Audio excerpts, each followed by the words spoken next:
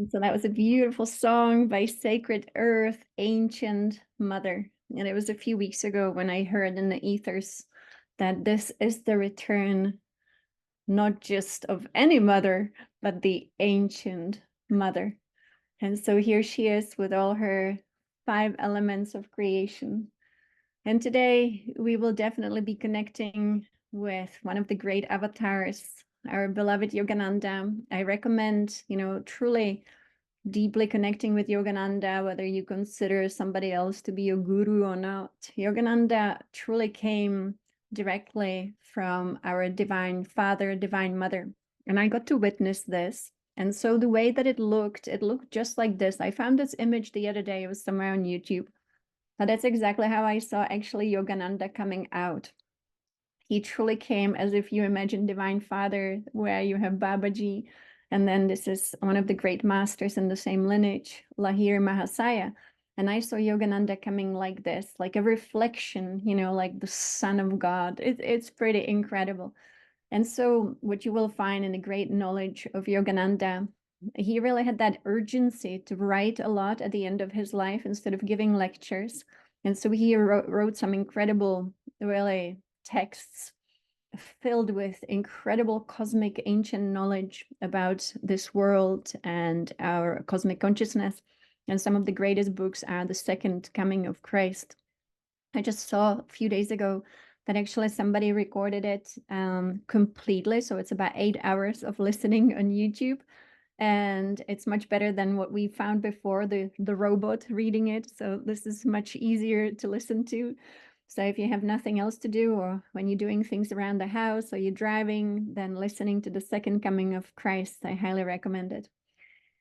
And so we'll take a look at a few incredible things. I put a little quote in the email I sent today, what Yogananda said about this earth. Now, I always like to find confirmations of everything, that I share here as well, because I don't want to mislead anyone anywhere. But it was around the year 2020, I experienced this massive, explosion of consciousness. Truly, I would say it was out of nowhere, but it was the most unbelievable year of my life, where every day I was receiving so much information about cosmos and ancient past and futures and seeing into all these different realms. And one of the things that I was able to see is that this earth herself will go through a massive transformation, and a very positive transformation. And we call it, of course, ascension. And the way that I was able to see it was very similar to the process that a serpent would shed its skin. And so I was seeing how the earth will shed the old, and the new will be almost like us going into our divine self. So rising into a completely new version of our being, shedding the old. And that this was not going to be some kind of like a small change, but that this change would be as radical as having new skin, as radical as, almost like Yogananda described it in the little quote, partial dissolution, or maybe even complete dissolution of the old, and rising into the new. And so all of us are here participating in the same process, and we are bringing our gifts, our skills. Sometimes we are assigned very specific projects to work on, we fulfill those. And even if we don't receive these very conscious assignments, I can guarantee you from what I've seen in the ethers that we all are working on this project together. So what I see, when I travel out of body, I see all these teams and groups, and sometimes small, sometimes big, sometimes huge, working on certain projects, and they all have to do with the earth herself. One of the things that I got to experience in this lifetime was a complete, visceral experience of the end of Atlantis and the promise that we made. And this is something, some things we have to think about every day to keep us on track. And so I know that we made a promise. And the promise is important. I remind myself every day, the promise is that we promise this earth will not miss the opportunity to shed her skin and to rise into her next version of herself and into her solar light body just like all of us here with her. So we are here truly busy. Um, Interesting thing that I also learned from beings in higher realms is that in this lifetime, it's so much less about our own personal, healing and working on the self and our own enlightenment, but it's so much more a planetary mission. And as you know, Patricia Cota Robles says, there was a big line waiting to sign up for this mission for this lifetime. And so we made it, we're here, and we are working on something so incredible like planetary ascension. So looking at all the things that Yogananda said about the earth, the dissolution of the old, in all these quotes, he always said that even though the process might look very interesting, the outcome will be absolutely remarkable. And that the outcome will be what we call the new earth. And that the outcome will be incredibly divine human beings residing upon the new earth. So all of this, of course, in this lifetime, we know it will have to do with solar consciousness. And so more and more and more, we are attuning to solar light, to source light. Last time we listened to a beautiful chapter from Yogananda's Law of Miracles. And today we will just listen to a little bit of it for a few minutes, just to, again, understand every day what is happening here, how to best show up. So what is happening here? This is a huge story. We are actually part of this unbelievable science fiction that is described by the Gnostics and teachings of Sophia. As you know, Patricia also speaks about how, humanity shut their hearts and Divine Mother didn't really have her firm presence in all our hearts. And so truly this is a huge ancient story. You could say millions, if not billions, I would say billions of years old.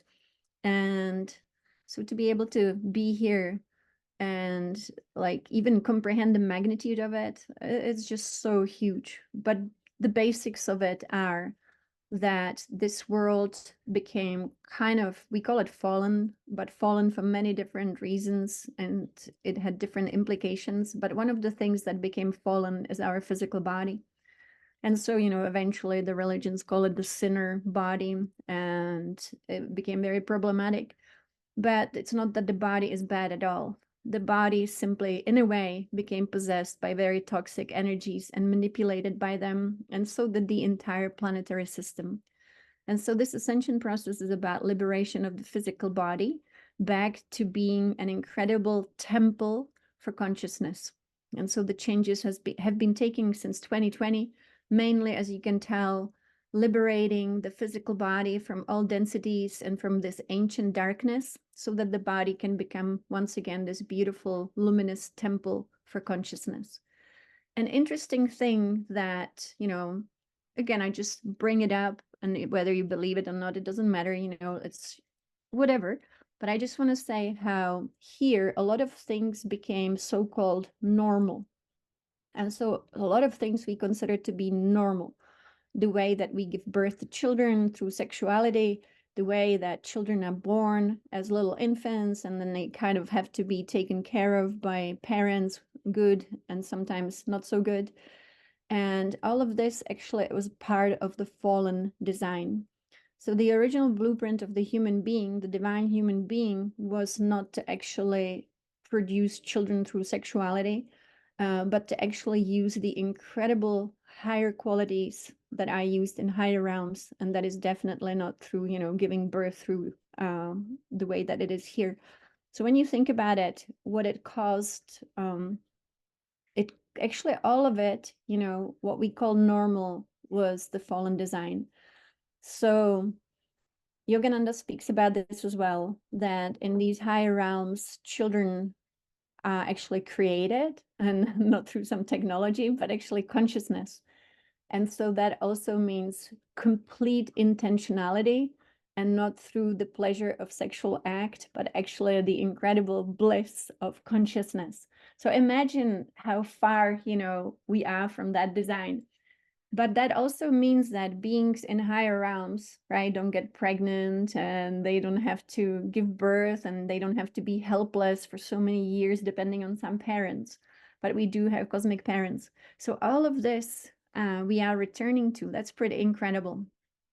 Will this be a slow change or will it be a radical change in a twinkling of an eye? So to me, from what I've seen, but again, it doesn't mean that that's how it really is. I've seen it all happen in a twinkling of an eye. And Gurga is saying that Taramata wrote a book, Forerunner of the New Race. Okay, I have to write it down. Maybe Gurga, you can email me a link to it. That would be great. I would love to definitely look into it. And so, we are moving from the old design that became so normal, and we would call it, the condition of the human race, into a completely different way of being. Just imagine, I was in higher realms visiting with my grandmother and visiting with my grandfather. And so when they left planet Earth, around the year 2012, then actually they go into these higher realms and they don't have to be born again and start again as infants. They actually take on a form that they choose that will most benefit their next mission. And so even though you might see beings that we would consider children, they are not, at mercy of some incompetent parents, because that would just perpetuate dysfunction. And so the new design is pretty incredible. Beings choose the form that best serves them and keep it as long as they need to fulfill their next mission. It's pretty remarkable. And so all the work that we do here, we are obviously every day participating in this process of ascension, and we are aligning with the divine plan, and that's really important. So part of it is also the embodiment of our own divine self. And that's something that all of us have been experiencing really through our being, through our physicality that was liberated and started to be liberated from these densities in 2020. So it was truly this ancient darkness was visible in the ether around us. It was leaving the physical body. It was leaving our physical cells. And we were rewired to be able to start receiving more and more and more of cosmic consciousness and cosmic energy. A lot of changes have taken place, and some people might not be experiencing it, but anyway, it's happening. And just our physical body was adjusted to receive more and more cosmic consciousness. That's pretty incredible. At the cellular level, through our brain centers, through our brain cells, through our spine, through our new chakra system. And all of it, of course, runs through the vehicle of the body that is changing. And as this is happening, you could say that we are embodying the light of the divine self. So we have worked with the light of the divine self, and it's good to every day focus on embodying of your divine self. I always recommend starting your day by truly deeply connecting with your divine self, really taking the time to feel connected, feel plugged in. And whether it is through simple invocations or just moving the energy through the spine. I like to move the energy through the spine. It's an ancient yogic technique, but also is what Patricia works with as the holy breath, of course. Because you could think of the spine as a chimney. I think about it as a chimney because we have that wonderful story, which is a metaphor of Santa coming down through the chimney. In a way, you can see it here. It is the chimney of the spine. It is the chimney that runs from our divine self down through the many levels of our being into the human being, and it brings the gifts. Now, the chimney needs to be clean for the divine self to be able to actually arrive as light through the physical body. The divine self itself does not descend. It remains at the level of God, God's self, source self, but it emanates the light through this chimney. So a typical human being, through all the processes we experience here on planet Earth, through the thinking specifically, the thinking is one of the fallen designs. So the thinking that we know, the constant thinking that possesses us, really, it's part of the possession. It kicks in at maybe, what do you think? Like when we go to school, we are still quite innocent and playful. And suddenly around the teenage years, something happens and we become a thinking person instead of a being that is able to be and be present like a child. And so when the thinking happens, right, we start producing so much energy around our being. And so then we block these pathways. So we need to then go through all the purification process, like working with the violet flame, cleaning up, doing the breathing practices and all of it, so that, again, when the light is shining, which it always is, it can fully shine through us.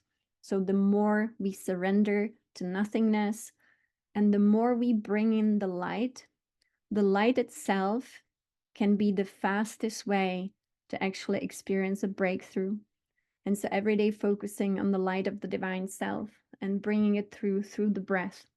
Combining the invocations because they're very helpful. The invocations themselves are helpful because they switch the way we think. But we need to also engage our physical body and our physical breath, the holy breath. So combination of the two is really great. Imagining these beautiful rays, these flames of divinity descending through this pillar of light upon us. And so I prepared a few things to listen to today. And one of them will be actually Patricia Cota Robles. And it's just a 2-minute reading from her book. And it is, let me just quickly find it. It is from her book, Who Am I and Why Am I Here? It's actually 5 minutes. And so when you close your eyes, Patricia will be describing, and it's actually my husband reading it from the book, describing the origin of the human being and also what is the divine self and how the structure of descending comes into being. So here it is, just 5 minutes. Our Father, Mother, God initially created their children within the highest dimensions of light. In these frequencies, there is no such thing as time or space. Only the eternal moment of now is relevant. But our Father, Mother, God wanted their children to learn how to become co-creators as quickly as possible. In order for that to happen, we needed to experience what we were co-creating through our thoughts, words, feelings, and actions in an accelerated manner. It was determined that this would occur most effectively within the denser frequencies of a time and space continuum. This meant that we needed to step our vehicles down into denser frequencies of vibration. To begin this process, our Father, Mother, God decreed that the aspect of our divinity that was created in the image and likeness of God would remain within the highest dimensions of God's infinite light. This was our white fire being and the immortal, victorious threefold flame blazing in its center. This step was taken in order to ensure our safe return when our learning experiences were complete. Our godparents invested our white fire beings with the responsibility of holding the immaculate concept, the divine blueprint, for our descent into the third dimensional world of form and our ascent back into the heart of our Father, Mother, God. Next, our godparents directed our masculine and feminine I Am presences to descend into the densest dimension they could abide in while still remaining in the timeless, spaceless frequencies of light. This was the fifth dimension. After our I Am presences were established in the frequencies of the fifth dimension, our Father, Mother, God directed them to project a stepped-down reflection of themselves into the denser frequencies of the fourth dimension. The fourth dimension is the first dimension that exists within a time and space continuum. It is much more rarefied than the third dimension, but it exists within the initial constraints of time and space. In compliance with the request of our Father, Mother, God, our I Am presences projected stepped-down masculine and feminine reflections of themselves into the fourth dimension. These two aspects of our divinity are called our solar Christ presences. Like our I am presences, our solar Christ presences have a sacred heart with a threefold flame, a solar spine, and 12 solar chakras. Because the fourth dimension is so much denser than the fifth dimension, the 12 solar aspects of deity reflect differently through the 12 chakras of our solar Christ presences. Instead of all 12 aspects of deity radiating out through each of the 12 chakras as they do in our I am presences, in our solar Christ presences, only one of the 12 aspects of deity radiates through each chakra. Since each chakra reflects only one aspect of deity, all 12 chakras must function together in order to form the circle of the sacred 12. After our solar Christ presences were securely established in the fourth dimension, the sons and daughters of God were ready for the final step of our descent into matter. This would involve our descent into the third dimension, which would be the most critical and most difficult part of our journey. Our Father, Mother, God directed our masculine and feminine solar Christ presences to project step-down reflections of themselves into the third dimension. This was the densest and most compressed frequency of time and space that the children of God would have to experience in order to become co-creators. These two aspects of our divinity are called our planetary Christ presences. A dramatic change occurs when light passes from the prism of the fourth dimension into the third dimension. When the fourth dimensional frequency of solar light is compressed into an even denser third dimensional frequency, the solar light is transformed into the pigment octave of physical light. We witness this when we pass a ray of sunlight through the prism of a crystal. The solar light is condensed into the sevenfold spectrum of physical light, and we see a rainbow on the other side of the crystal. When our solar Christ presences projected reflections of themselves into the third dimension to create our planetary Christ presences, the same thing happened. Instead of our planetary Christ presences having 12 chakras in the frequencies of the third dimension, they have only 7 chakras. These chakras reflect the 7 colors of the rainbow, beginning with the red root chakra at the base of the spine and ending with the violet crown chakra at the top of the head. And so you see how actually, obviously this book was written way before 2020 when the big changes started to take place. But now we are in this new upgraded system. So no longer just limited to the 7 chakras, but now actually emanating all 12 colors of this multidimensional rainbow through every chakra and through all 12 all at once. And so again, some of the tools, we had in the past were limited, obviously, but now we are in this expanded state and in a multidimensional state where many of us are so-called awakening because the Earth herself, of course, is changing. So the other thing that happened on planet Earth is that through all this interference that the Earth had in the past for really billions of years, the interference also damaged the planetary grid. Now, I always talk about it as health. When you damage your own grid, you damage your own, for example, meridians that maintain your health and well-being, then of course, then you experience so-called disease, or you can experience dormant energy.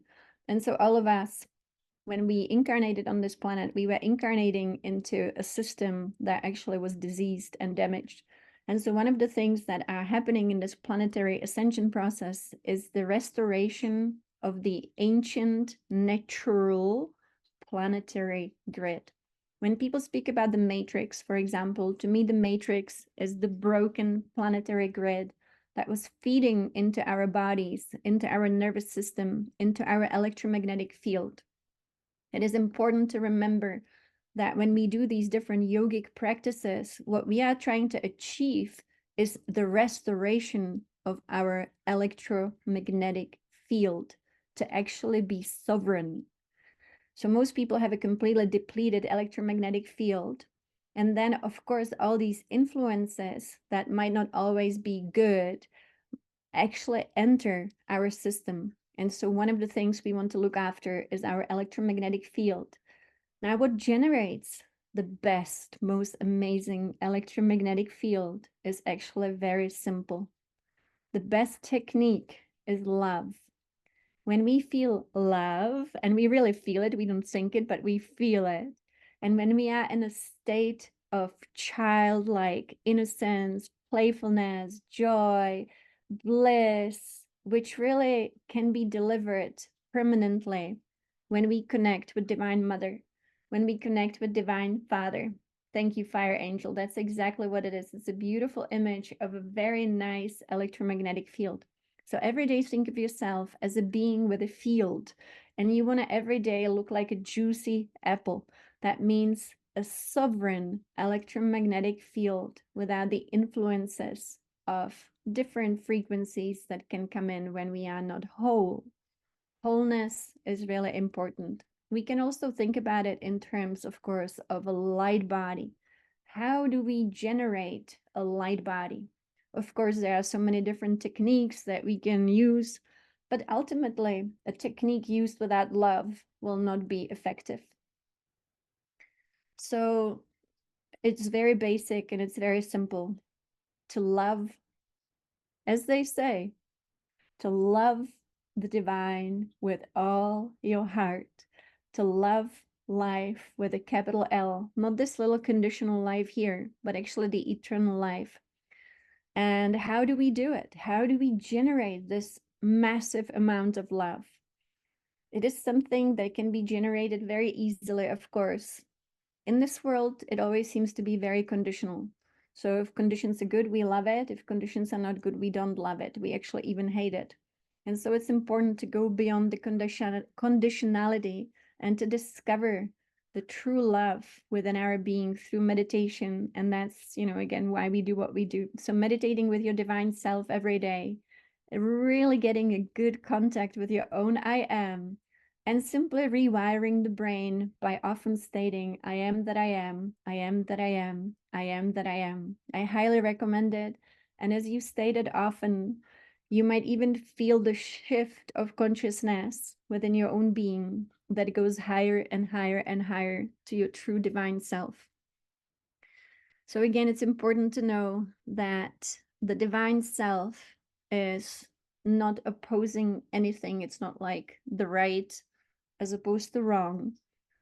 The divine self doesn't even seek conditions in this world. The divine self is beyond all conditions, but the conditions within the divine self are always perfect.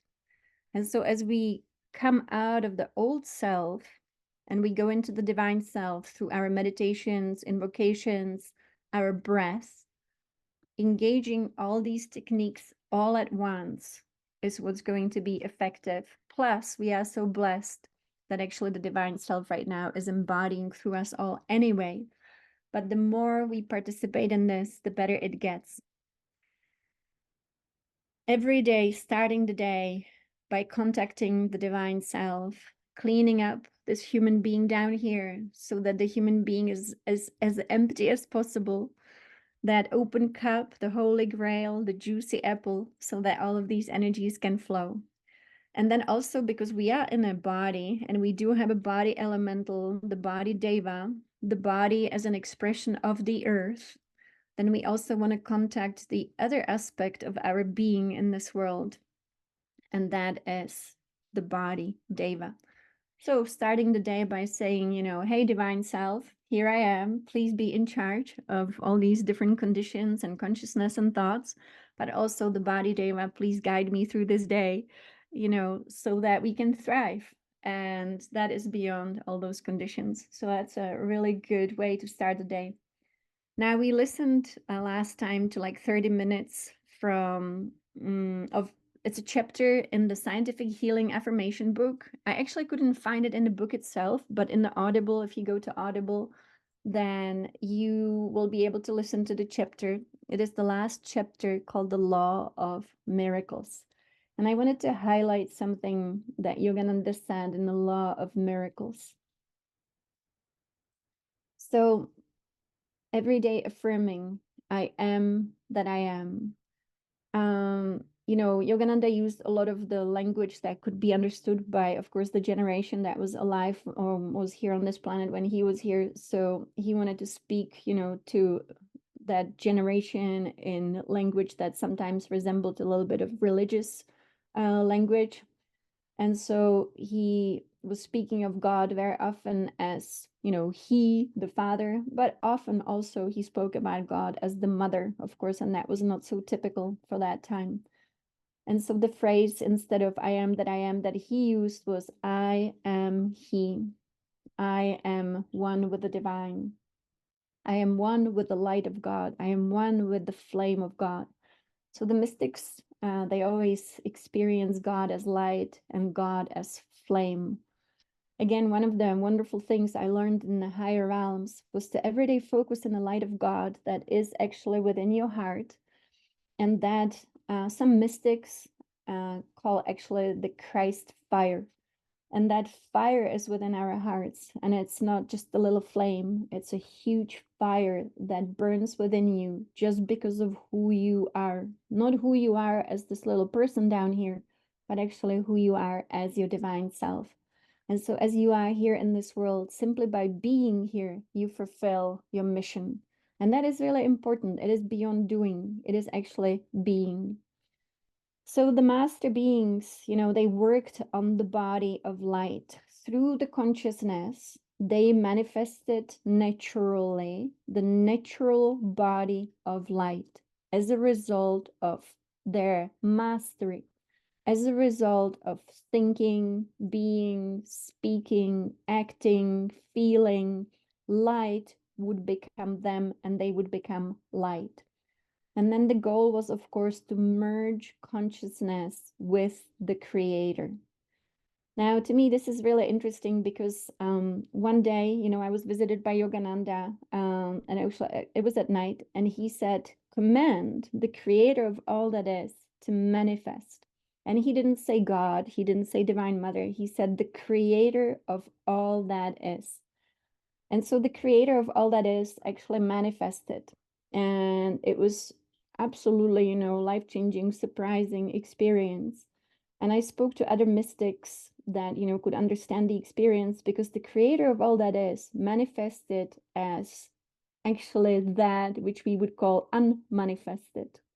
The creator of all that is manifested as what we know in mystical language as Indra's net. Now, Indra's net is almost like you see the quantum field behind all things. So when the creator manifested itself, it was not a he, it was not a she, it was Indra's net. And Indra's net is described by all the mystics who were able to see it exactly the same way. Indra's net, Indra's web, is always described as jewels of rainbow light connected by strings. Now, of course, we speak about string theory in quantum field. So definitely you will see the strings and you will see the jewels. And here, one way to actually see Indra's web is also looking at the planetary web, which is very similar. And so when the creator of all that is revealed itself, it was truly itself beyond he and she. And the creator shared something that, I think about it every day again when I call upon the creator of all that is, that the creator of all that is even created God. And that's something so puzzling. But again, you will find it also in the Tao Te Ching. And when they speak, or when Lao Tzu speaks about creator of all that is as the Tao, it also says that the Tao is even older than God. And it's just so fascinating. And so I recommend connecting as the yogis did, merging your consciousness with the creator of all that is. Now, for me, a lot of these things I always say happen kind of accidentally, but maybe that's not so true. Maybe simply it's just how it is always, the timing of things. And so Yogananda in the Law of Miracles says, long concentration on the liberating spiritual eye has enabled the yogi to destroy all illusions concerning matter, its gravity, its weight. And so, when you hear it, to me, this describes actually even out of body travel. The way that I travel out of body and teach out of body travel is long concentration on the liberating spiritual eye. And so that's something that you can do while laying down on your back, or you can do it in your meditation sitting. But it's much easier, of course, when you are laying down, when the spine and the body let go even deeper. And so again, Yogananda, I'm going to read that again. He says in the Law of Miracles, long concentration on the liberating spiritual eye has enabled the yogi to destroy all illusions concerning matter and its gravitational weight. Then that is exactly what happens. So when we focus for a really long time in a very relaxed state on the third eye, and I like to add Om to it, so chanting Om internally into the third eye, which also means that you cease to think, so there is no thought, then suddenly you realize that matter is not really, it doesn't have pull on you. Gravity ceases to exist and you become weightless, and you are then able to see the universe as undifferentiated mass of light. So all of this is pretty incredible. I'm going to play a little bit from Yogananda again, and that would be just a few minutes of where he speaks about this, and where he also speaks about the yogis reaching the state of consciousness. And so it's just a few minutes. It's from the book Scientific Healing Affirmations. The law of miracles. The masters who are able to materialize and dematerialize their bodies or any other object, and to move with the velocity of light, and to utilize the creative light rays in bringing into instant visibility any physical manifestation, have fulfilled the necessary Einsteinian condition. Their mass is infinite. The consciousness of a perfected yogi is effortlessly identified, not with the narrow body, but with the universal structure. Gravitation, whether the force of Newton or the Einsteinian manifestation of inertia, is powerless to compel a master to exhibit the property of weight, which is the distinguishing gravitational condition of all material objects. He who knows himself as the omnipresent spirit is subject no longer to the rigidities of a body in time and space. Their imprisoning rings past not have yielded to the solvent, I am He. Fiat lux, and there was light. God's first command to His ordered creation, Genesis 1:3, brought into being the only atomic reality, light. On the beams of this immaterial medium occur all divine manifestations. Devotees of every age testify to the appearance of God as flame and light. The King of Kings and the Lord of Lords, who only hath immortality, dwelling in the light which no man can approach unto. A yogi who through perfect meditation has merged his consciousness with the Creator perceives the cosmical essence as light. To him, there is no difference between the light rays composing water and the light rays composing land. Free from the matter consciousness, free from the 3 dimensions of space and the 4th dimension of time, a master transfers his body of light with equal ease over the light ways of earth, water, fire, or air. Long concentration on the liberating spiritual eye has enabled the yogi to destroy all delusions concerning matter and its gravitational weight. Thenceforth he sees the universe as an essentially undifferentiated mass of light. And so all of this is just giving us such amazing direction here, right? To work on our light body through our consciousness and see the light body as a natural result of our thoughts, of our mastery, of our meditations, of our devotion, of our love, and to become really infinite, to not identify with the narrow body. Even though we are in a body, we know that this is a temple and we know how to use it, but we also know how to go beyond the body. And that is by the focus on the third eye and eventually learning to go into these higher realms. What Divine Mother once said was really puzzling. She said, "It is only gravity that holds this dream together." And so when we move beyond the physical body, we defy gravity, of course. That is out of body travel. I also loved when Yogananda says, and I'm going to say she instead of he, just to mix it up a little bit, she who knows herself as the omnipresent spirit is no longer subject to the rigidity of the body, time, and space. So knowing ourselves as the omnipresent spirit. And actually, the omnipresent spirit is best experienced when we start merging more and more with our divine self. And so again, it's just a combination of a few things, but remembering it all moves through the spine, and it has to rewire the human being so that the human being is restored and whole again, giving the freedom to be thyself. The freedom actually comes from the electromagnetic field, because then you defy gravity.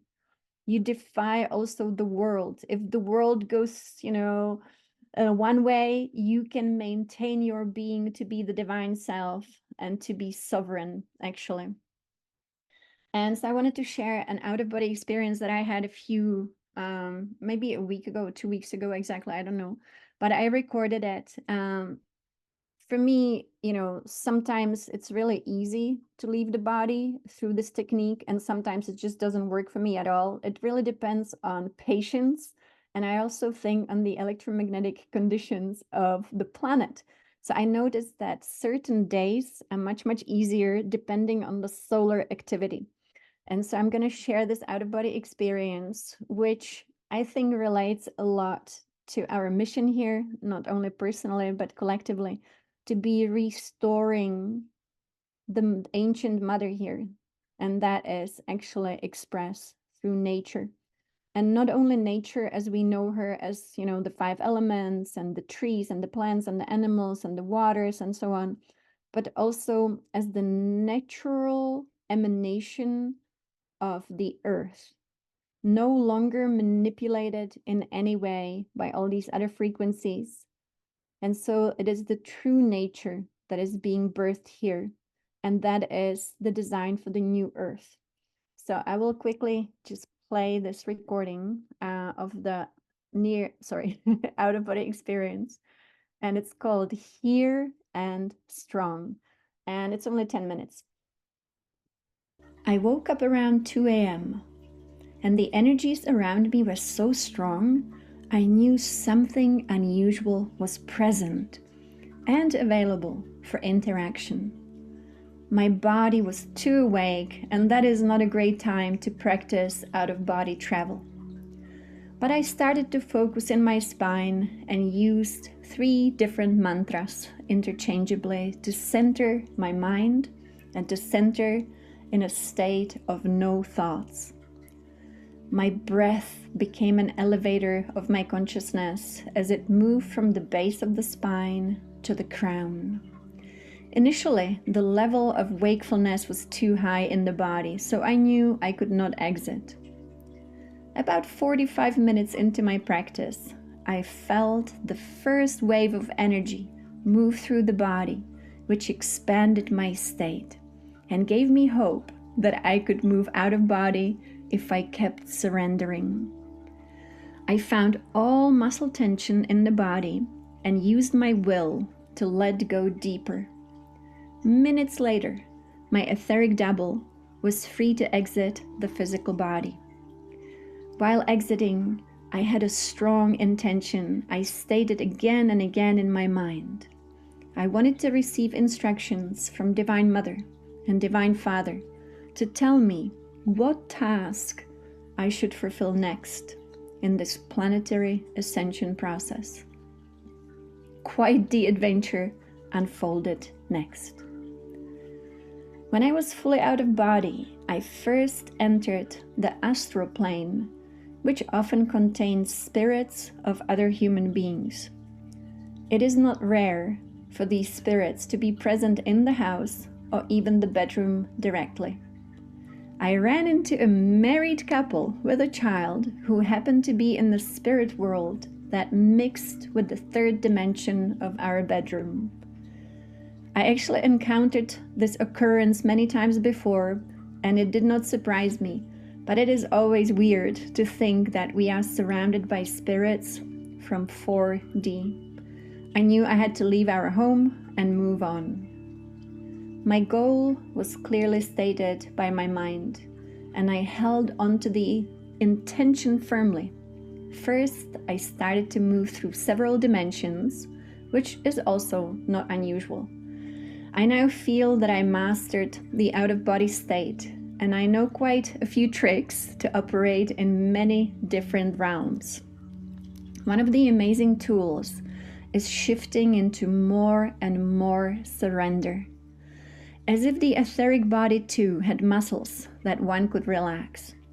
Surrender in these planes feels like complete letting go beyond anything we could possibly imagine in this world, except for surrender to death itself. I found that letting go and surrender can be truly deepened here, and the more we can die, the more one merges with the divine. And so I chose to utterly let go.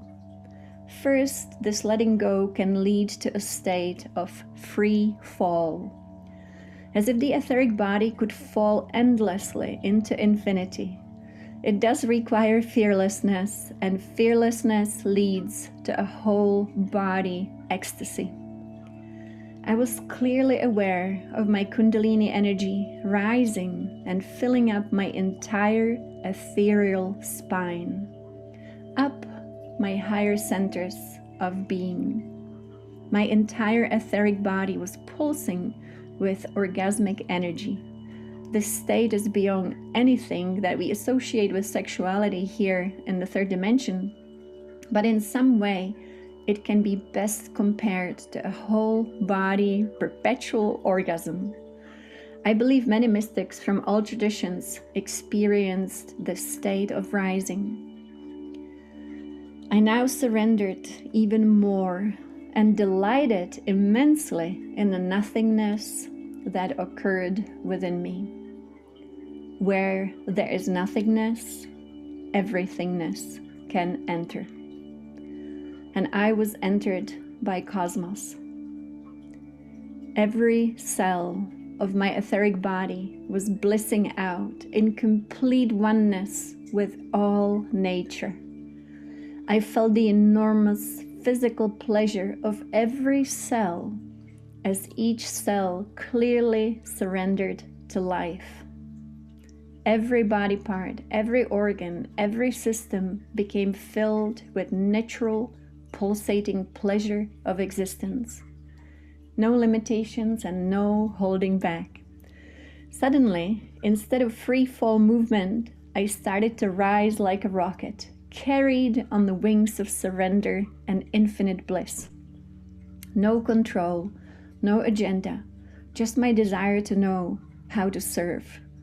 After a long surge upwards, I landed face to face with the divine feminine being I sensed as an ambassador of Divine Mother. I chanted a few mantras to center myself in her presence. First, she spoke without words and was going to reveal to me my service role. She revealed a book about 12 by 9 inches. The book was about 2 inches thick, and its cover was a hand-painted image of a deep blue ocean in a dark blue color. It felt as if I was gazing at the ocean floor and was greeted by an image of a sweet seal. His face was smiling at me, and the cover of the book had something written as a title in black cursive letters, and it said, "Here and strong." I did not quite understand the meaning of it all, but the divine feminine being asked me to speak out loud the title, and she asked me that I remember this very intently. I was not quite sure I wanted to use my voice since I was out of body, as I did not want to be pulled back into my physical body and my physical reality just yet. So I chose to whisper, "Here and strong." The being emphasized these were code words for my mission, here and strong. She then opened the book and had me watch the images. The book was filled with hand-painted scenes of Mother Nature. No words, no text. Each page was a natural scene. I could zoom in and out and clearly saw these images were not printed, but painted directly onto each page.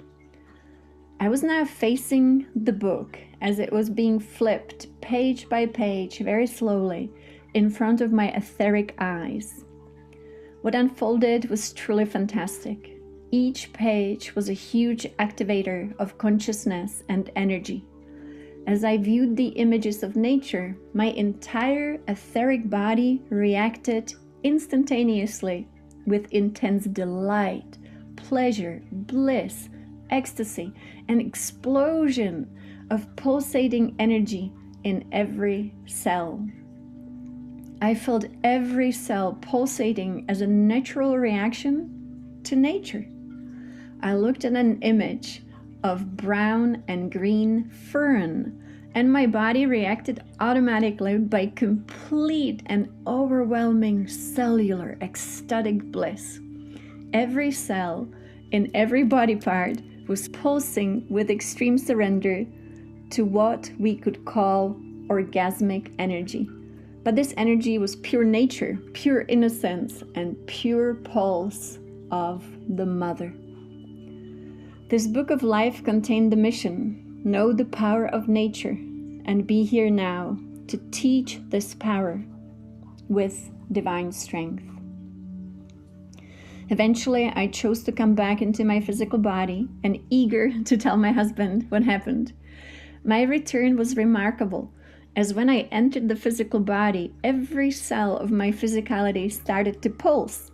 I now became the vibration I brought with me from these higher realms.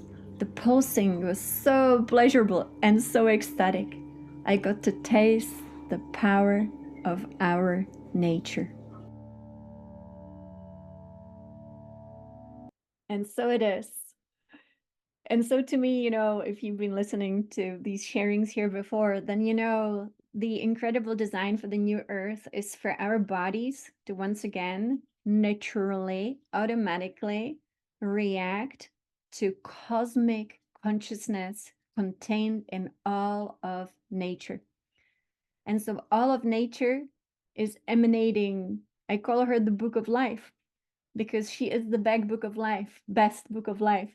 When we are in nature, whether it is physical nature here on this planet or cosmic nature, we are receiving this pulsation, pure life force through these temples that we are in. And whether the temple is here in the physical reality, or whether, like my grandparents, we upgrade and we go to higher realms and we again have some type of physicality, that physicality too is receiving cosmic consciousness, planetary consciousness, solar consciousness, galactic consciousness. So these beautiful vehicles, these vessels, these temples are designed to receive this intense, beautiful energy. And so it is. And so we will continue this journey tomorrow. And for those of you who participate twice, then of course we will also be online at 5 p.m. Pacific today. And then tomorrow again, we'll continue. And I always say you never know when the breakthrough comes. So keep practicing. And again, we will practice together, downloading the divine self, embodying the divine self. It's very simple, and it starts simply with an open heart. And so thank you so much, and many blessings.